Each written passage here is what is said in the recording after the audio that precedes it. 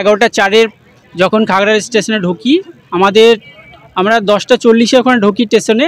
তো 2 নম্বর প্ল্যাটফর্মে শেডের নিচে আমরা দাঁড়াই 10টা 40-এ।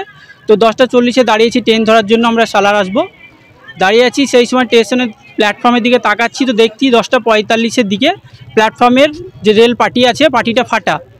সেটা একবারে সোজাসুজি ফাটা, মানে ধার বরাবর না, সোজাসুজি ফাটা। তো আমরা ওইখানে কাউকে না পেয়ে 10 মিনিট ধরে খুঁজি, কোনো পুলিশ বা আরপিএফের কাউকে পেলে, তো কাউকে পাই না। শেষে আমরা এটিএম মেশিনে যিনি টিকিট দেয় ওনাকে বলি, উনি ওপরে ফোন করে খোঁজ নেয় এবং তারপরে 7 থেকে 8 জন এসে দেখে যে রেলপাটিটা ফেটে গেছে।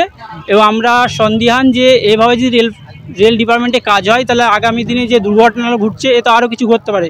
কেন যদি প্ল্যাটফর্মে এরকম সিচুয়েশন হয়, তাহলে প্ল্যাটফর্মের বাইরে যদি এরকম কোনো কাণ্ড ঘটে তাহলে তো আরও বড় দুর্ঘটনা ঘটার সম্ভব। তাই আমরা বলতে চাই যে দৃষ্টি আকর্ষণ করছি রেল ডিপার্টমেন্টে, যে আপনারা আপনাদের কাজগুলো ঠিকঠাক করলে আমরা জনসাধারণ এবং আমাদের রেলের যে সম্পত্তি আছে সেগুলো সেফ থাকবে এবং ভালো থাকবে। ধন্যবাদ। তো সেটা দেখার পরে ট্রেনের প্ল্যাটফর্ম 2 নম্বর থেকে চেঞ্জ করে 1 নম্বর লুপে দেয় এবং তার জন্য সাময়িক যাত্রীদের দেরি হয়। 11টা 4-এ যে ট্রেন ছিল সেটা 11টা 32-এ ছাড়ে।